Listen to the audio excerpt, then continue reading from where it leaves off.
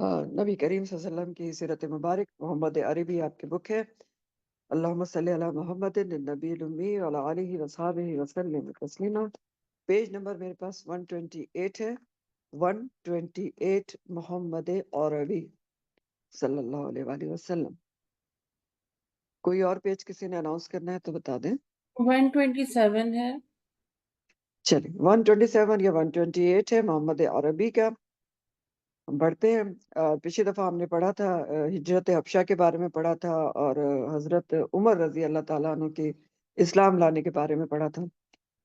آگے لکھا ہے کہ اب دن بدن مسلمانوں کا زور بڑھ رہا تھا اور لوگ اسلام کی طرف تیزی سے کھنچ رہے تھے۔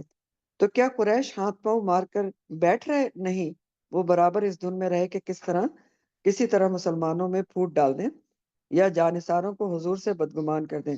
اس غرض سے وہ ایک روز سر جوڑ کر بیٹھے اور سوچنے لگے کیا تدبیر کی جائے کہ محمد صلی اللہ علیہ وسلم کی عقیدت مندوں کے بادل چھٹ جائے، پیارے جانثار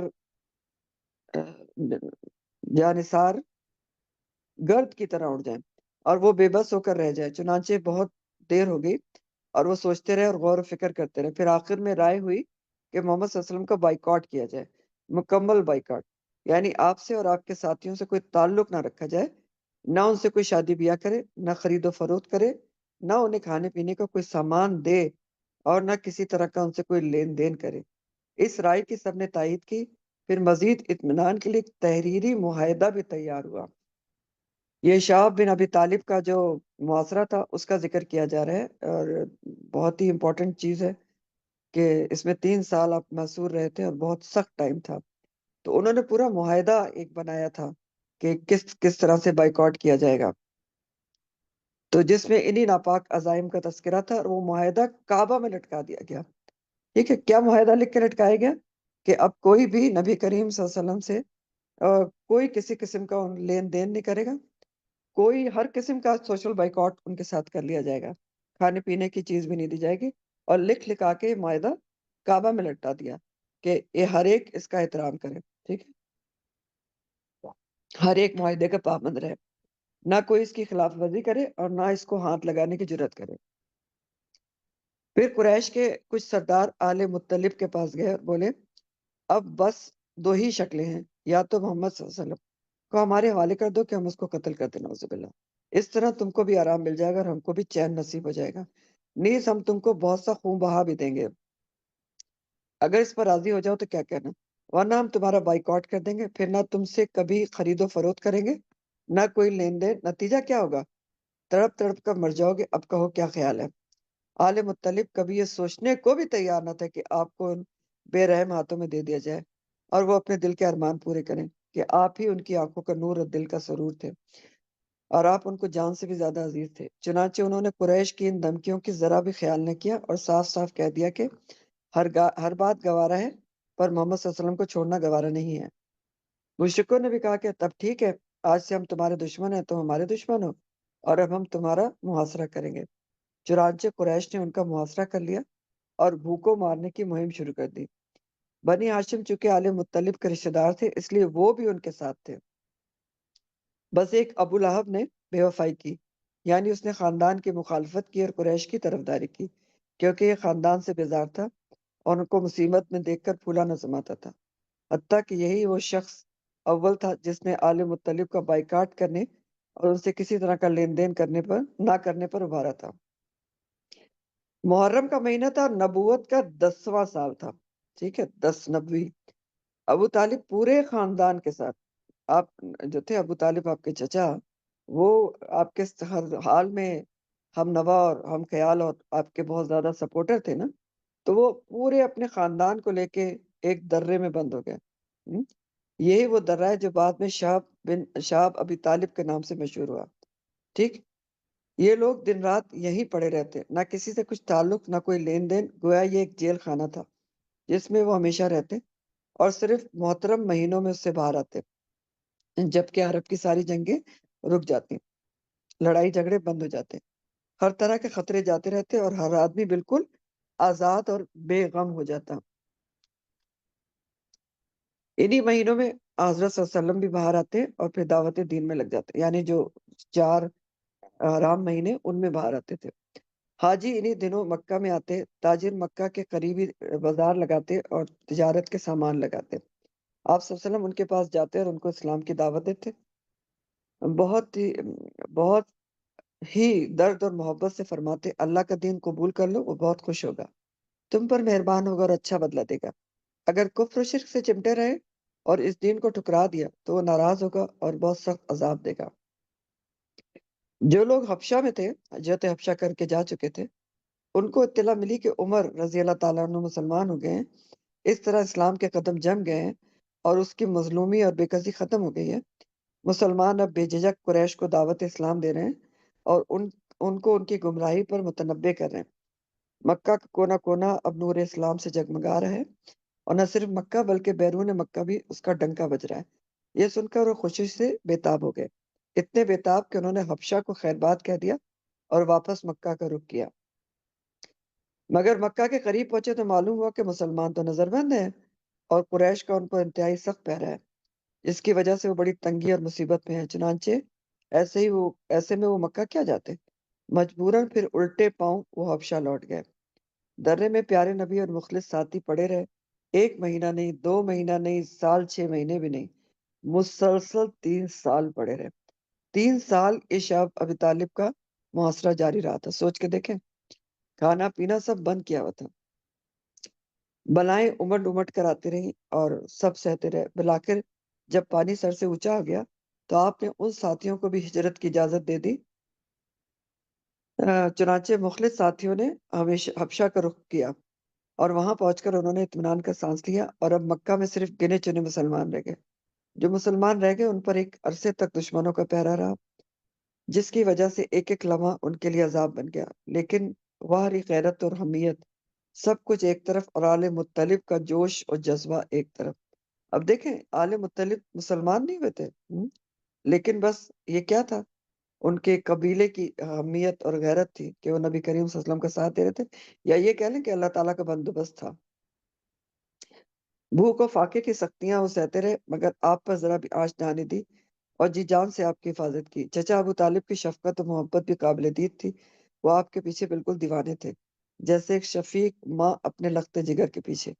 ایک لمحے کے لیے وہ آپ سے غافل نہ ہوتے، یہاں تک کہ سوتے بھی تو ساتھ سلاتے، اور اگر کبھی کسی مجبوری کی وجہ سے چھوڑنا ہی پڑتا تو اپنی جگہ کسی بیٹے کو دے دیتے کہ رات میں جاگ کر وہ آپ کی حفاظت کرے۔ کتنا کٹھن مرحلہ تھا یہ، سارا ماحول دشمن، دوست عزیز سب سے انبن، پاس کھانے کو کچھ نہیں، اور نہ لوگوں سے کوئی لین دین، گویا ہر وقت موت منہ کھولے کھڑی ہو۔ مگر ایسے میں اللہ نے مدد کی اور کچھ دلوں کو ان کے لیے نرم کر دیا۔ چنانچہ مسلمانوں کی بے بسی دیکھ کر انہیں ترس آنے لگا۔ اب وہ چھپ چھپ کر ان کے پاس آتے اور کچھ کھانے پینے کا سامان دے جاتے۔ انہی لوگوں میں ایک حزام کے بیٹے حکیم تھے، حکیم بن حزام، جو خدیجہ رضی اللہ تعالیٰ عنہ کے بھتیجے تھے۔ یہ خدیجہ ان کی رضی اللہ تعالیٰ عنہ پھوپھی تھی۔ یہ اپنی پھوپھی کو روٹی سالن دے جاتے، چنانچہ خدیجہ رضی اللہ تعالیٰ عنہ خود بھی کھاتی اور اوروں کو بھی کھلاتی۔ اس طرح عمر کے بیٹے شام بھی، عمر رضی اللہ تعالیٰ عنہ کے بیٹے، مسلمانوں کے بڑے ہمدرد تھے۔ وہ اونٹ پر بہت سا کھانا کپڑا لاتے اور پھر رات ہوتی تو ان مظلوموں کے پاس آتے، اونٹ کو گھاٹی میں باہر ہی بٹھا دیتے، سارا سامان اندر پہنچا دیتے۔ اس شام برابر ایسا ہی کرتے رہے، یہاں تک کہ کچھ دنوں میں قریش کو بھی پتہ لگ گیا اور اب وہ ان کو بھی ستانے لگے، لیکن وہ اپنی ہمدردیوں سے باز نہ آئے۔ پھر شام نے ایک کام اور کیا، وہ ابو امیہ کے بیٹے زبیر کے پاس گئے۔ زبیر کون تھے؟ جو عاتقہ کا بیٹا تھا۔ عاتقہ کون تھی؟ ابو طالب کی بہن تھی، اور عبد المطلب کی بیٹی تھی۔ سمجھ آ رہے ہیں؟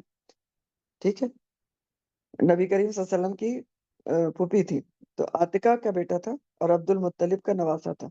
اس نے جا کر ہشام سے کہا، ابو کے زبیر، تم عیش کرو، عمدہ سے عمدہ کھانے کھاؤ، اچھے سے اچھے کپڑے پہنو، اور تمہارے ماموں اس طرح رسوائی اور بے کسی کے دن پورے کریں۔ ماموں کون؟ ابو طالب، ٹھیک ہے؟ کیا تمہیں یہ گوارا ہے؟ خدا کی قسم اگر یہ لوگ ابو الحکم یعنی ابو جہل کے ماموں ہوتے اور تم اس سے ایسا کرنے کو کہتے تو ہرگز نہ تیار ہوتا۔ زبیر بولا، میں تنہ تنہا کر ہی کیا سکتا ہوں، خدا کی قسم اگر کوئی اور ساتھ دینے والا ہوتا تو میں اس معاہدے کو توڑ دیتا۔ ہشام نے کہا، کوئی اور مل جائے تو زبیر نے کہا، وہ کون؟ ہشام نے کہا، میں۔ زبیر بولا اچھا ایک اور آدمی تلاش کرو، کوئی اور مل جائے تو بڑا اچھا رہے گا۔ چنانچہ دونوں نوجوان معاہدہ توڑنے کے لیے کمر بستہ ہو گئے، وہ معاہدہ جو سارے قریش کا معاہدہ تھا۔ اب کسی تیسرے کو ڈھونڈنے لگے، اللہ نے ان کی مدد کی، اور نہ صرف ایک بلکہ تین بہادر ان کے ساتھ ہو گئے۔ یہ تینوں قریش کے معزز سردار تھے۔ تیسرے کون تھے؟ عدی کے بیٹے مطعم تھے، ہاں؟ مطعم بن عدی۔ دوسرے شام کے بیٹے ابو البختری، اور تیسرے اسود کے بیٹے زما تھے۔ صبح ہوئی تو ہشام، متم، ابو البختری اور زما گھر سے نکل کھڑے ہوئے۔ کعبے کے قریبی قریش جلسہ جمائے بیٹھے تھے، یہ چاروں سردار بھی وہیں جا کر بیٹھ گئے، مگر زبیر گئے اور انہوں نے کعبہ کا طواف کیا، پھر آ کر بولے مکہ والو، ہم تو مزے سے کھاتے پیتے ہیں اور بنی ہاشم ایک ایک نوالے کو ترس رہے ہیں، نہ کسی سے لین دین کر سکتے ہیں نہ خرید و فروخت، کیا یہ مناسب ہے؟ کیا انسانیت اور شرافت کا تقاضا یہی ہے؟ خدا کی قسم میں تو بیٹھ نہیں سکتا جب تک اس معاہدے کی دھجیاں نہ اڑ جائے۔ یہ سنتے ہی ابو جہل تن کر اٹھا اور کڑک کر بولا تو نے غلط کہا، خدا کی قسم یہ ہرگز نہ ہوگا۔ اسی دم زبیر کے سب ساتھی ایک ساتھ بول اٹھے ہاں بالکل ٹھیک ہے، یہ ہوگا، ضرور ہوگا اور ہو کر رہے گا۔ تو ابو جہل سمجھ گیا کہ یہ سوچی سمجھی اسکیم ہے اور اس میں بولنا بیکار ہے، چنانچہ وہ کلیجہ محسوس کر بیٹھ گیا۔ پھر متم عہد نامہ پھاڑنے کے لیے آگے بڑھا، مگر دیکھا تو اس کو دیمک چاٹ گئی تھی، عہد نامے کو آلریڈی دیمک چاٹ چکی تھی، اللہ کی طرف سے، اور صرف ایک فقرہ اس میں باقی رہ گیا تھا جو عہد نامے کے شروع میں تھا، اور وہ جملہ یا فقرہ کیا تھا؟ بسمک اللہم، اے اللہ تیرے نام سے۔ اب دیکھیں یہ کتنی بڑی خوبصورت بات ہے کہ عہد نامہ تو اللہ تعالیٰ نے پہلے ہی پڑھوا دیا تھا دیمک کو حکم دے کے، اور رہ کیا گیا تھا؟ بسمک اللہم۔ اب یہ کتنی بڑی نشانی تھی جو قریش نے اپنی نظروں کے سامنے دیکھی۔ رحیق المکتوم میں اس کا ذکر بھی ہے کہ صحیفہ چاک ہوا، رسول اللہ صلی اللہ علیہ وسلم سارے باہر آ گئے، اور یہ جو یہاں انہوں نے دیکھا کہ کیڑوں کے ذریعے اللہ تعالیٰ نے پہلے ہی اس صحیفے کو چاک کروا دیا تھا، تو ایک کھلم کھلا انہوں نے اللہ کی نشانی دیکھی کہ جہاں اللہ کا نام تھا صرف کیڑوں نے اس کو نہیں کھایا۔ تو ایک مشرکین نے آپ کی نبوت کی ایک عظیم الشان نشانی دیکھی تھی، لیکن پھر بھی ان کا رویہ وہی رہا۔ کون سا رویہ رہا؟ جس کا ذکر سورہ نجم میں ہے کہ وَإِن يَرَوْا آیَةً يُعْرِضُوا وَيَقُولُوا سِحْرٌ مُسْتَمِرٌ، اگر وہ کوئی بھی نشانی دیکھ لیتے ہیں تو رخ پھیر لیتے ہیں اور کہتے ہیں کہ یہ تو چلتا پھرتا جادو ہے۔ چنانچہ انہوں نے کیا کیا کہ اس نشانی سے بھی رخ پھیر لیا اور اپنے کفر میں آگے بڑھ گئے، لیکن بہرحال کیا ہوا کہ صحیفہ جو ہے وہ چاک ہو گیا۔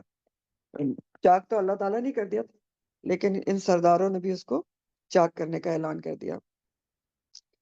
صحیفہ چاک کیا تو پیارے نبی اور مخلص ساتھی درے سے باہر آ گئے، پوری سرگرمی سے دعوت و تبلیغ میں لگ گئے۔ یہ نبوت کا 10واں سال تھا۔ اچھا، سر سے نظر بندی کی بلا تو ٹل گئی، لیکن یہیں پر بس نہ تھا، جو بلائیں ابھی گھات میں تھی وہ اس سے بھی زیادہ سخت اور جاں گزل تھی۔ کچھ ہی دن گزرے تھے کہ ابو طالب بیمار پڑ گئے اور حالت بہت نازک ہو گئی، یہاں تک کہ قریش کو ان کی موت کا اندیشہ ہونے لگا۔ چنانچہ انہوں نے طے کیا کہ ایک بار پھر ابو طالب کے پاس چلیں اور ان سے کہیں کہ وہ زندگی میں ہمارے اور محمد صلی اللہ علیہ وسلم کے درمیان کوئی فیصلہ کر دیں، کیونکہ اگر موت کے بعد ان کو ستائیں گے تو اہل عرب آر دلائیں گے اور کہیں گے کہ زندگی میں تو ہمت نہیں، اب چچا مر گیا تو شیر بن گئے۔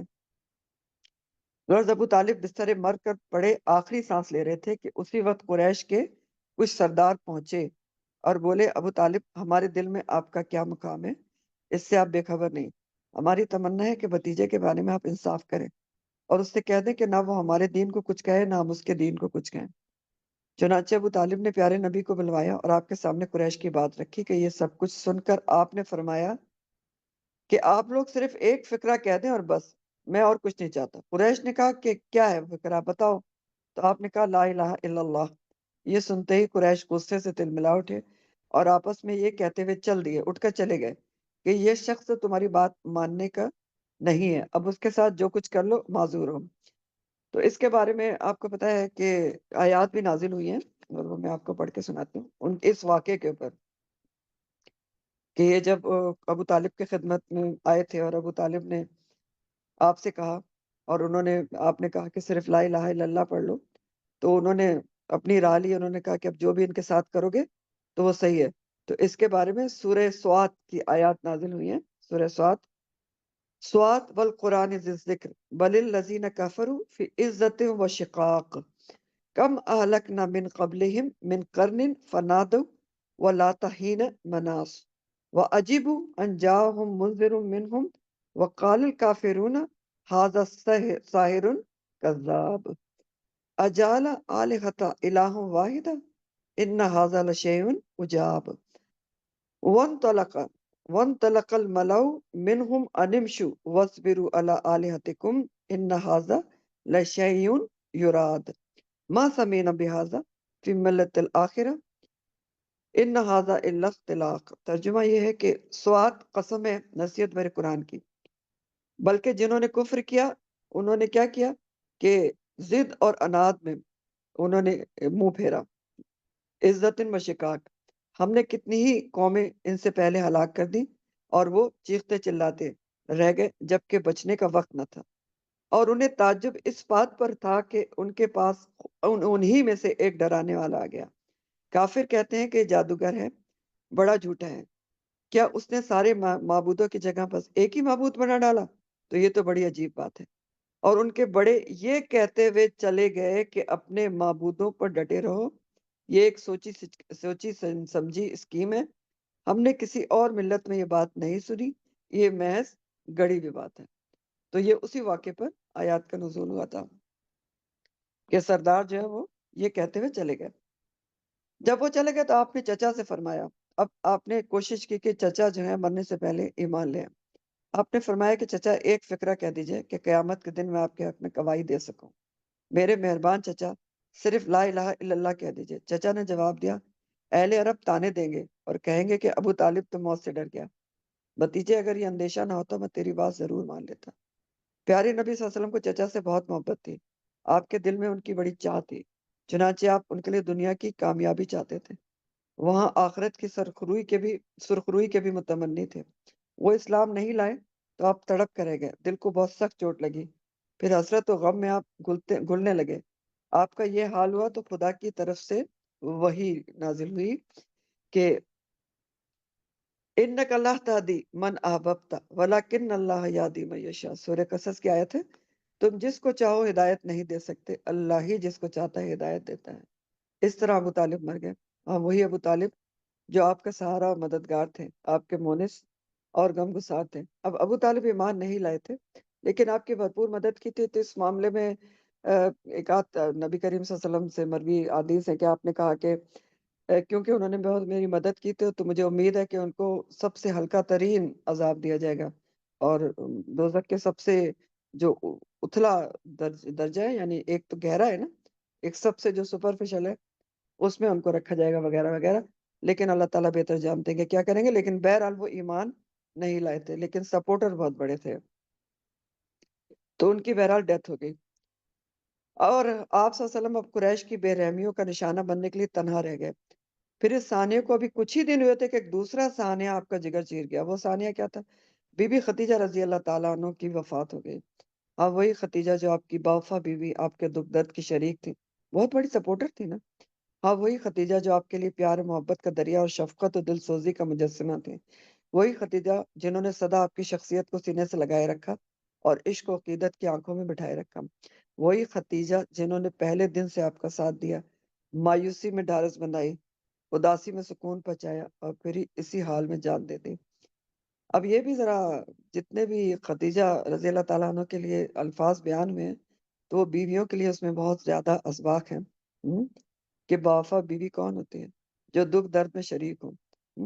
اچھی بیویاں وہ نہیں ہوتی کہ کبھی کوئی ہارڈ ٹائم آ جائے تو شوہر کو تانے دیں کہ آپ کی غلطی کی وجہ سے ہم بھگت رہے ہیں اور آپ نے اس طرح کیا، تم ڈوب گیا، بزنس تباہ ہو گئی، نوکری چلی گئی، تمہاری وجہ سے ہوا تو حالات خراب ہو گئے.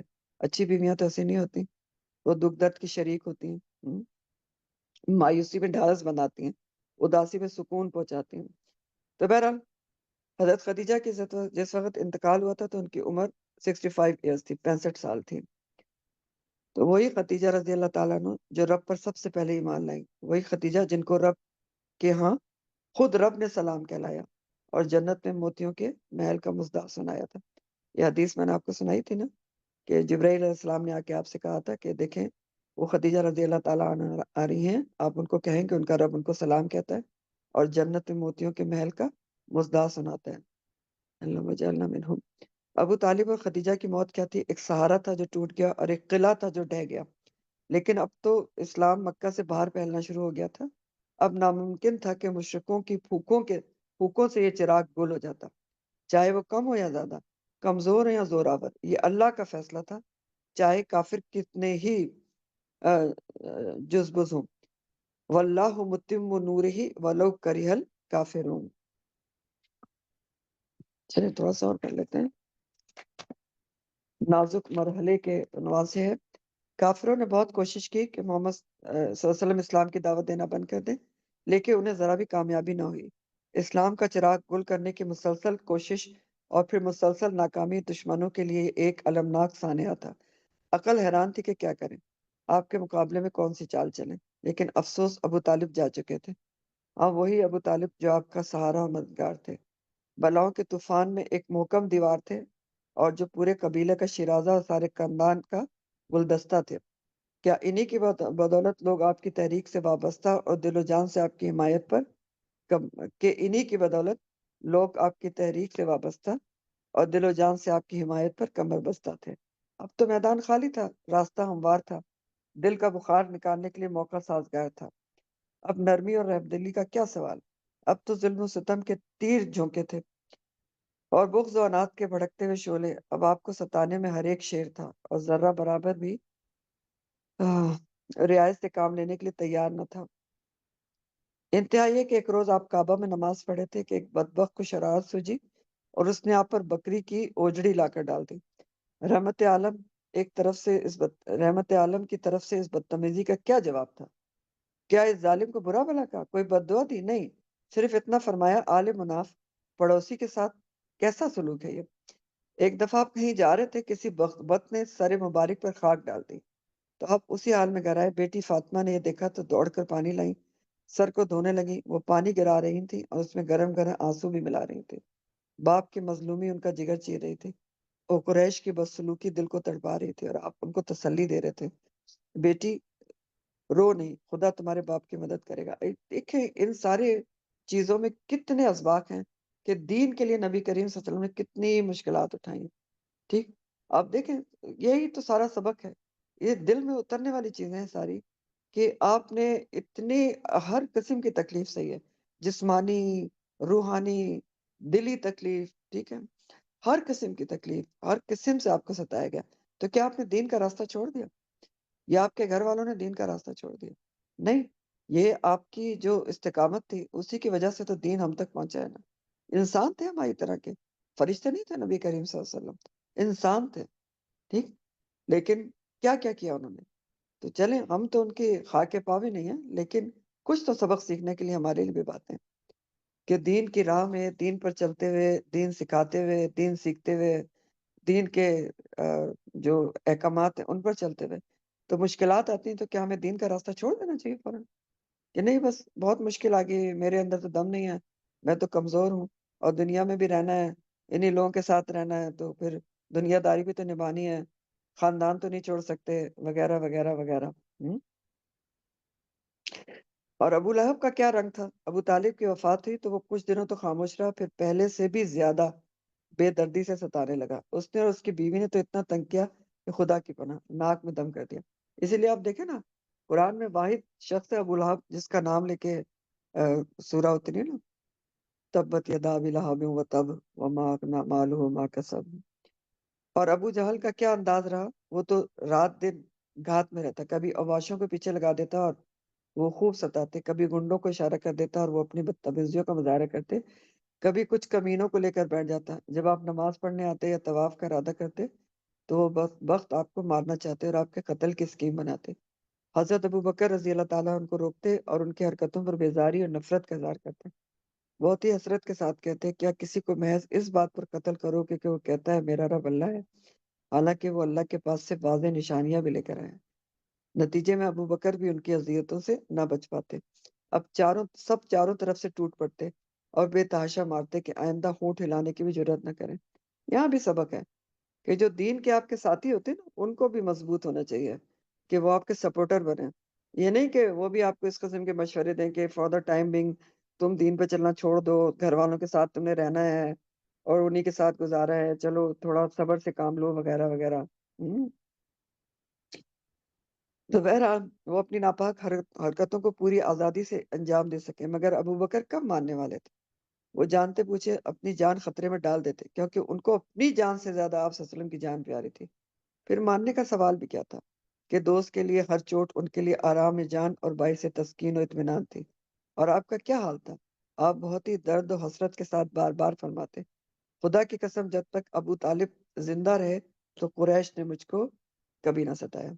یہاں تک رکھوں گے، پھر انشاءاللہ تعالی اگلی دفعہ پڑھیں گے۔ وآخر دعوانا ان الحمدللہ رب العالمین، سبحانک اللہم و بحمدک، نشہد ان لا الہ الا انت، نستغفرک و نتوب الیک۔ سبحان ربک رب العزۃ عما یصفون وسلام علی المرسلین والحمدللہ رب العالمین۔ ربنا تقبل منا انک انت السمیع العلیم وتب علینا انک انت التواب الرحیم۔ ریکارڈنگ میں ایک بات آپ لوگوں سے کرنا چاہوں گی، پہلے بھی کی تھی میں نے، لیکن ابھی دوبارہ ایک ریمائنڈر ہے کہ آپ لوگوں کو یا مجھے، آپ میں سے ہر ایک کو جو ریکارڈنگز میں سنتے ہیں، جو ویسے سنتے ہیں اور جو فورم پہ موجود ہیں کبھی سنتے ہیں، ان سب کے لیے پیغام ہے کہ اول تو دیکھیں ہمارے فورم پہ بہت سارے لوگ موجود ہیں، ان میں سے جس کے بھی جو جاننے والے ہیں، کسی کے تھرو آئے نا بہت سارے لوگ، تو وہ خود اپنی جگہ پہ دیکھے کہ وہ اٹینڈ کر رہے ہیں یا نہیں کر رہے ہیں۔ اگر کوئی ریکارڈنگ پہ بھی اٹینڈ کر رہا ہے تو ویل اینڈ گڈ، اچھی بات ہے۔ بات مقصد یہ ہے کہ صرف قرآن کو سنا جائے۔ تو میں نے لاسٹ ٹائم بھی آپ سے بات کی تھی کہ ہم کو آرام سے نہیں بیٹھنا ہے، ہمیں تو مسلسل جہد مسلسل کرنی ہے کہ ہم لوگوں کو قرآن سے جوڑیں۔ تو روز سوچیں اور سوچیں کہ آپ نے کس کو ایڈ کرایا تھا جو نہیں سننا، اس سے پتہ کریں کہ کیوں نہیں سن رہا، اس کے مسئلوں کو حل کریں، ان کے سوال کا جواب دیں۔ میری مدد کی ضرورت ہے تو میں حاضر ہوں، قرآن کے لیے بالکل ہر طرح سے حاضر ہوں۔ تو اس کے اوپر بھی کام کریں کہ آپ لوگوں کو قرآن سے زیادہ جوڑنے کی کوشش کریں۔ کہ فورم پہ آپ دیکھیں 250 کے قریب لوگ ہیں، تو کسی کے تھرو ہی آئے نا، جاننے والے ہیں ہر کسی کے، تو آپ دیکھیں نا، ٹائم نکالیں قرآن کے لیے، غور کریں کہ میں کس کو لائی تھی اور کون نہیں اٹینڈ کر رہا۔ اسی طرح نئے لوگوں کو پیغام پہنچائیں، یہ ہمارا سب کا کام ہے۔ اسی کو قرآن جہادن کبیرہ کہتا ہے۔ ہاں، جہادن کبیرہ قرآن میں کس کو کہا گیا ہے؟ وہ جاہدہم بھی جہادن کبیرہ، قرآن کے ذریعے جہاد کو جہاد کبیرہ کہا گیا ہے، بہت بڑا جہاد۔ تو جہاد کبیرہ آپ نے بھی کرنا ہے، مجھے بھی کرنا ہے۔ تو آپ اس بات کو ذرا اس کے اوپر دھیان دیں انشاءاللہ تعالی۔ السلام علیکم ورحمۃ اللہ وبرکاتہ۔ وعلیکم السلام ورحمۃ اللہ وبرکاتہ۔